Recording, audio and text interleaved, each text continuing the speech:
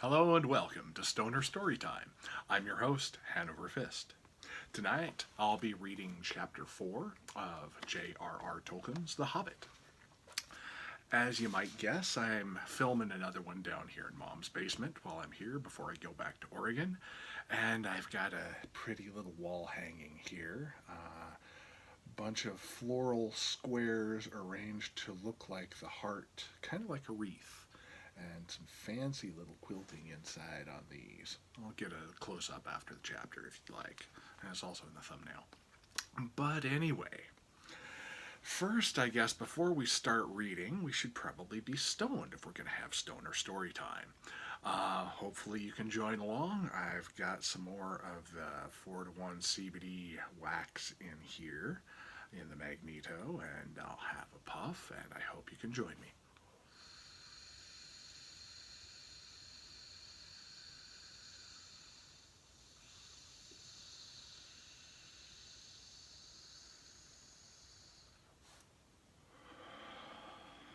One more.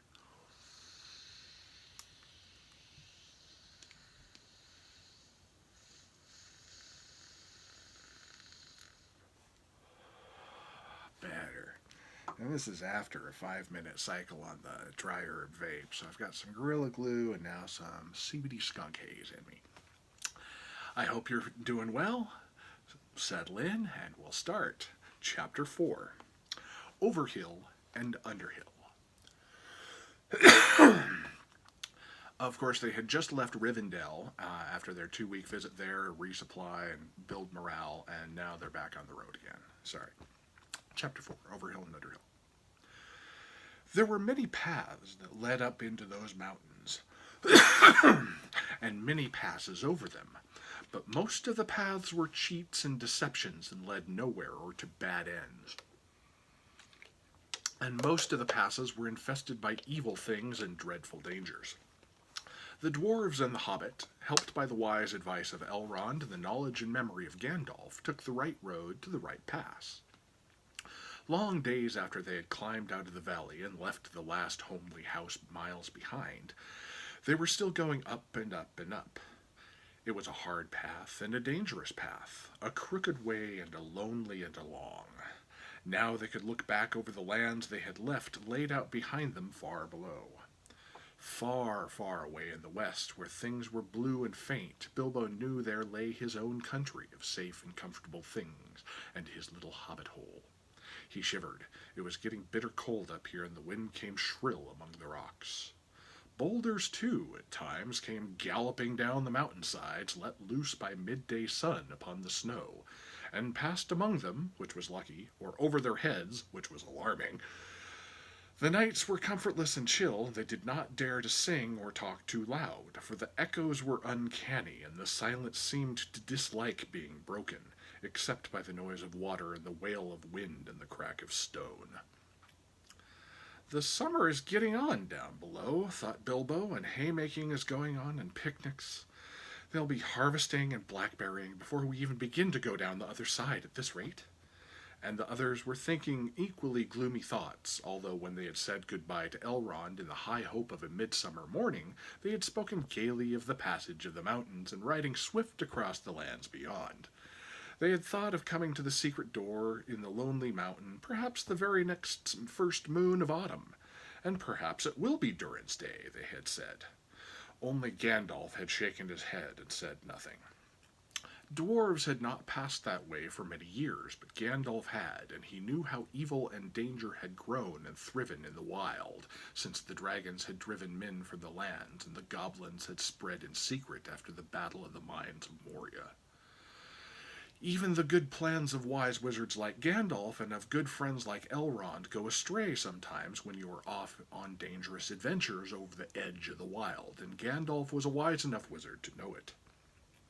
He knew that something unexpected might happen, and he hardly dared to hope that they would pass without fearful adventure over those great tall mountains with lonely peaks and valleys where no king ruled. They did not. All was well until one day they met a thunderstorm. More than a thunderstorm, a thunder battle. You know how terrific a really big thunderstorm can be? Like terrifying terrific. Down in the land and in a river valley, especially at times when two great thunderstorms meet and clash. More terrible still are thunder and lightning in the mountains at night, when storms come up from east and west and make war. The lightning splinters on the peaks and rocks shiver, and great crashes split the air and go rolling and tumbling into every cave and hollow, and the darkness is filled with overwhelming noise and sudden light. Bilbo had never seen or imagined anything of the kind. They were high up in a narrow place with a dreadful fall into a dim valley at one side of them. There they were sheltering under a hanging rock for the night, and he lay beneath a blanket and shook from head to toe. When he peeped out in the lightning flashes, he saw that across the valley the stone giants were out and were hurling rocks at one another for a game and catching them and tossing them down in the darkness, where they smashed among the trees far below or splintered into little bits with a bang. Then came a wind and a rain, and the wind whipped the rain and the hail about in every direction, so that an overhanging rock was no protection at all. Soon they were getting drenched, and their ponies were standing with their heads down and their tails between their legs, and some of them were whinnying with fright. They could hear the giants guffawing and shouting all over the mountainsides. "This won't do at all," said Thorin. "If we don't get blown off or drowned or struck by lightning, we should be picked up by some giant and kicked sky high for a football." And here is an illustration by Tolkien of the mountain path. So you can see these crazy mountains there, and the lightning. I don't think there's any giants visible in this pic, but I could be wrong. Anyway, Gandalf. "Well, if you know of anywhere better, take us there," said Gandalf, who was feeling very grumpy and was far from happy about the giants himself. The end of their argument was that they sent Fili and Kili to look for a better shelter. They had very sharp eyes, and being the youngest of the dwarves by some 50 years, they usually got these sort of jobs, when everybody could see that it was absolutely no use sending Bilbo. "There is nothing like looking if you want to find something, or so Thorin said to the young dwarves. "You certainly usually find something if you look, but it is not always quite the something you were after." So it proved on this occasion. Soon Fili and Kili came crawling back, holding on to the rocks in the wind. "We've found a dry cave," they said, "not far round the next corner, and ponies and all could get inside." "Have you thoroughly explored it?" said the wizard, who knew that caves up in the mountains were seldom unoccupied. Yes, yes, they said, though everybody knew they could not have been long about it. They had come back too quick. It isn't all that big, and it does not go far back. That, of course, is the dangerous part about caves. You don't know how far they go back, sometimes, or where a passage behind may lead to, or what is waiting for you inside. But now Fili and Kili's news seemed good enough, so they all got up and prepared to move. The wind was howling and the thunder still growling, and they had a business getting themselves and their ponies along. Still, it was not very far to go, and before long they came to a big rock standing out into the path. If you stepped behind, you found a low arch in the side of the mountain.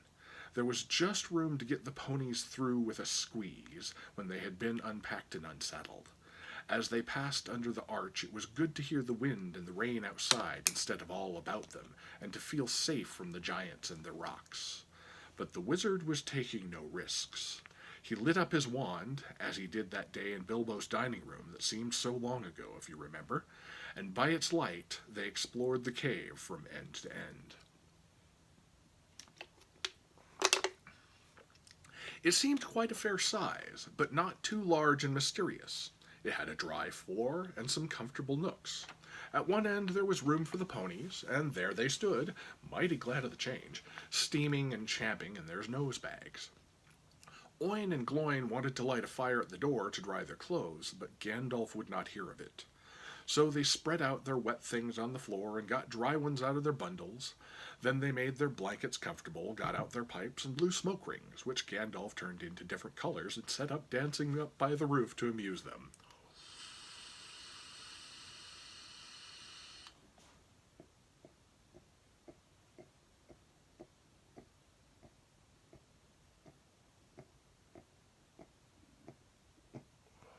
Yep, I'm no Gandalf. They talked and forgot about the storm and discussed what each would do with his share of the treasure when they got it, which at the moment did not seem so impossible. And so they dropped off to sleep one by one, and that was the last time that they used the ponies, packages, baggages, tools, and paraphernalia that they had brought with them. It turned out a good thing that night that they had brought little Bilbo with them after all. For somehow he could not go to sleep for a long while, and when he did sleep he had very nasty dreams. He dreamed that a crack in the wall at the back of the cave got bigger and bigger and opened wider and wider, and he was very afraid but could not call out or do anything but lie and look. Then he dreamed that the floor of the cave was giving way and he was slipping, beginning to fall down, down, goodness knows where to. At that he woke up with a horrible start and found that part of his dream was true. A crack had opened at the back of the cave, and it was already a wide passage. He was just in time to see the last of the ponies' tails disappearing into it. Of course he gave a very loud yell, as loud a yell as a hobbit can give, which is surprising for their size. Out jumped the goblins, big goblins, great and ugly-looking goblins, lots of goblins, before you could say rocks and blocks. There were 6 to each dwarf at least, and 2 even for Bilbo, and they were all grabbed and carried through the crack before you could say tinder and flint. But not Gandalf. Bilbo's yell had done that much good. It had wakened him up wide in a splintered second, and when the goblins came to grab him, there was a terrific flash like lightning in the cave, a smell like gunpowder, and several of them fell dead. The crack closed with a snap, and Bilbo and the dwarves were on the wrong side of it.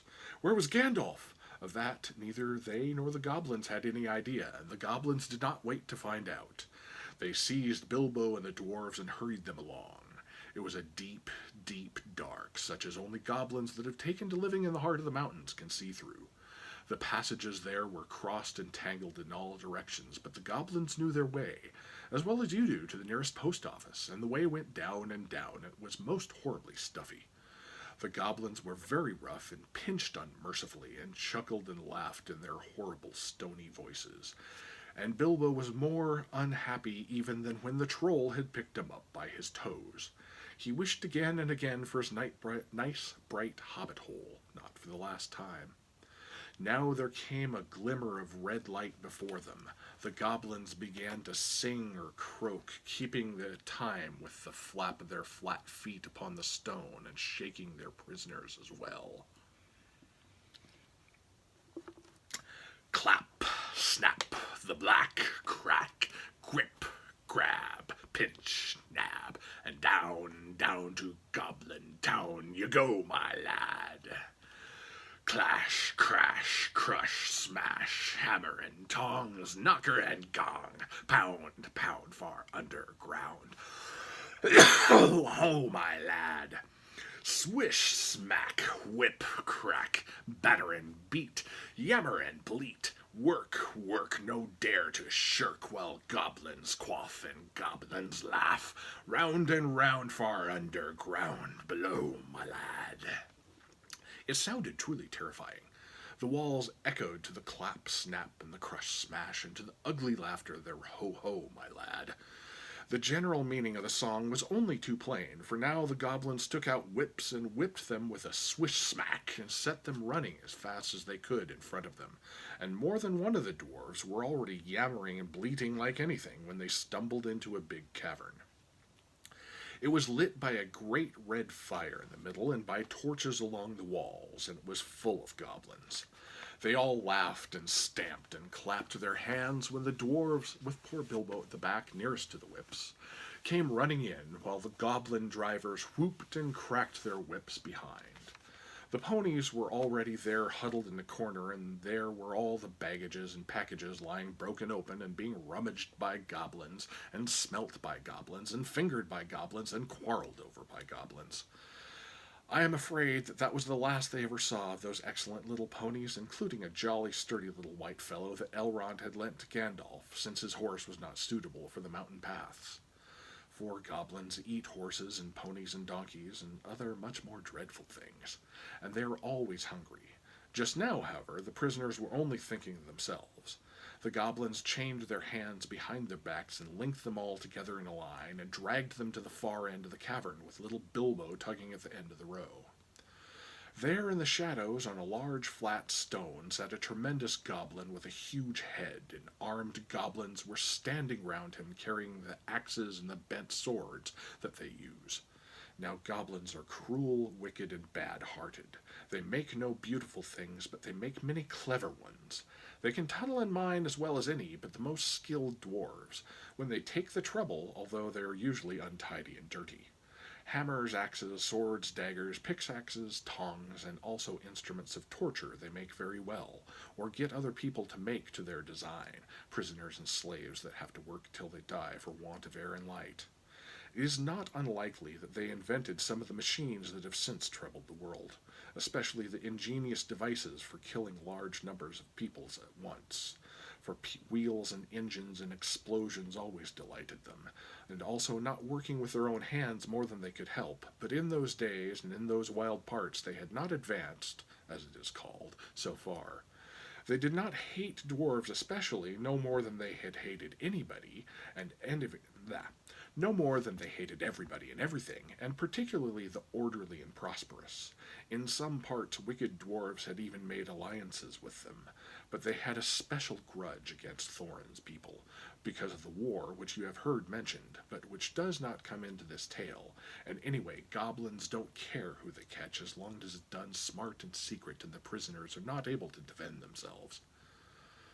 "Who are these miserable persons?" said the great goblin. "Dwarves, and this," said one of the drivers, pulling at Bilbo's chain so that he fell forward onto his knees. "We found them sheltering in our front porch." "What do you mean by it?" said the great goblin, turning up to Thorin. "Up to no good, I'll warrant. Spying on the private business of my people, I guess. Thieves, I shouldn't be surprised to learn. Murderers and friends of elves, not unlikely. Come, what have you got to say?" "Thorin the dwarf at your service," he replied. It was merely a polite nothing. "Of the things which you suspect and imagine we had no idea at all. We sheltered from a storm in what seemed a convenient cave and unused. Nothing was further from our thoughts than inconveniencing goblins in any way whatever." That was true enough. Said the great goblin. "So you say. Might I ask what you were doing up in the mountains at all, and where you were coming from, and where you were going to? In fact, I should like to know all about you. Not that it will do you much good, Thorin Oakenshield. I know too much about your folk already, but let's have the truth, or I will prepare something particularly uncomfortable for you."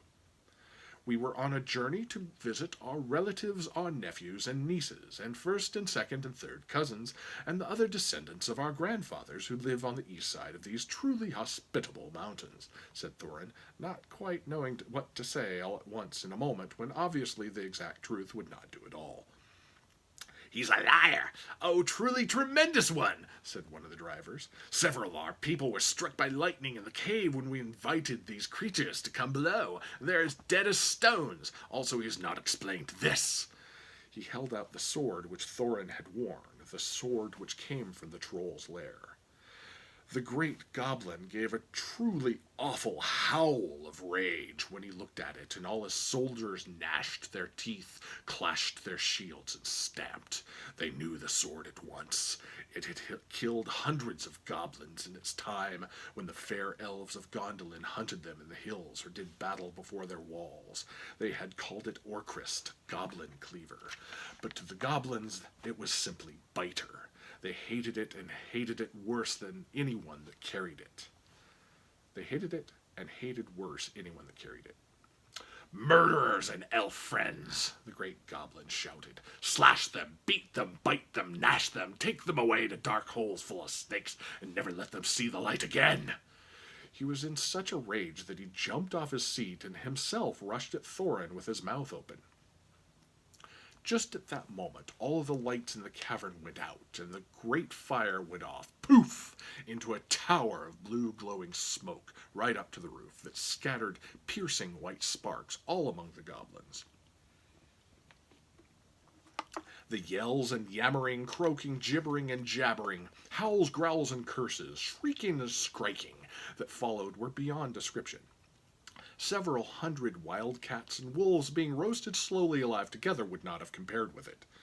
The sparks were burning holes in the goblins, and the smoke that now fell from the roof made the air thick for even their eyes to see through. Soon they were falling over one another and rolling in heaps on the floor, biting and kicking and fighting as if they had all gone mad. Suddenly a sword flashed in its own light. Bilbo saw it go right through the great goblin as he stood dumbfounded in the middle of his rage. He fell dead, and the goblin soldiers fled from before the sword, shrieking into the darkness. The sword went back into its sheath. "Follow me quick," said a voice, fierce and quiet. And before Bilbo understood what had happened, he was trotting along again, as fast as he could trot, at the end of the line, down more dark passages, with the yells of the goblin hall growing fainter behind him. A pale light was leading them on. "Quicker, quicker," said the voice. "The torches will soon be relit." "Half a minute," said Dory, who was at the back next to Bilbo, and a decent fellow. He made the hobbit scramble on his shoulders, and as best he could with his tied hands, and then off they all went at a run, with a clink-clank of chains and many a stumble, since they had no hands to steady themselves with. Not for a long while did they stop, and by that time they must have been right down in the very mountain's heart. Then Gandalf lit up his wand. Of course it was Gandalf, but just then they were too busy to ask how he got there. He took out his sword again, and again it flashed in the dark by itself. It burned with a rage that made it gleam if goblins were about. Now it was bright as blue flame for delight in the killing of the great lord of the cave. It made no trouble whatever of cutting through goblin chains and setting all the prisoners free as quickly as possible. This sword's name was Glamdring the Foehammer, if you remember. The goblins just called it Beater, and hated it worse than Biter if possible. Orcrist, too, had been saved, for Gandalf had brought it along as well, snatching it from one of the terrified guards. Gandalf thought of most things, and though he could not do everything, he could do a great deal for friends in a tight corner. "Are we all here?" said he, handing his sword back to Thorin with a bow. "Let me see. 1, that's Thorin. 2, 3, 4, 5, 6, 7, 8, 9, 10, 11. Where's Feely and Keely? Here they are. 12, 13. And here's Mr. Baggins, 14. Well, well, it might be worse, and then again it could be a good deal better. No ponies and no food, and no knowing quite where we are, and hordes of angry goblins just behind. On we go." On they went. Gandalf was quite right. They began to hear goblin noises and horrible cries far behind in the passages they had come through. That sent them on faster than ever, and as poor Bilbo could probably not go half as fast, for dwarves can roll along at a tremendous pace, I can tell you, when they have to, they took it in turn to carry him on their backs. Still, goblins go faster than dwarves, and these goblins knew the way better. They had made the pass themselves, and were madly angry, so that do what they could, the dwarves heard the cries and howls getting closer and closer. Soon they could hear even the flap of the goblin feet, many, many feet, which seemed only just around the last corner. The blink of red torches could be seen behind them in the tunnel they were following, and they were getting deadly tired. "Why, oh, why did I ever leave my hobbit hole?" said poor Mr. Baggins, bumping up and down on Bomber's back. "Why, oh, why did I ever bring a wretched little hobbit on a treasure hunt?" said poor Bomber, who was fat and staggered along with the sweat dripping down his nose in his heat and terror. At this point, Gandalf fell behind, and Thorin with him. They turned a sharp corner. "About turn!" he shouted. "Draw your sword, Thorin!" There was nothing else to be done, and the goblins did not like it. They came scurrying around the corner in full cry, and found Goblin Cleaver and Foehammer shining cold and bright right in their astonished eyes. The ones in front dropped their torches and gave one yell before they were killed. The ones behind yelled still more and leaped back, knocking over those that were running after them. "Biter and Beer!" they shrieked, and soon they were all in confusion, and most of them were hustling back the way they had come. It was quite a long while before any of them dared to turn that corner. By that time the dwarves had gone on again, a long, long way, on into the dark tunnels of the goblins' realm. When the goblins discovered that, they put out their torches and they slipped on soft shoes, and they chose out their very quickest runners with the sharpest ears and eyes. These ran forward as swift as weasels in the dark, with hardly any more noise than bats. That is why neither Bilbo nor the dwarves, nor even Gandalf, heard them coming. Nor did they see them, but they were seen by the goblins that ran up silently behind. for Gandalf was letting his wand give out a faint light to help the dwarves as they went along. Quite suddenly, Dory, now at the back again carrying Bilbo, was grabbed from behind in the dark. He shouted and fell, and the hobbit rolled off his shoulders and into the blackness, bumped his head hard on a rock, and remembered nothing more. Oh my! So that's chapter 4. Let me give you a little bit of a zoom. This puppy. So yeah, I think this was from a pattern in my sister's book. But I like it. Anyway, tune in next week for chapter 5 of The Hobbit. Hope you enjoyed it and hope I see you again. Have a good one, everyone.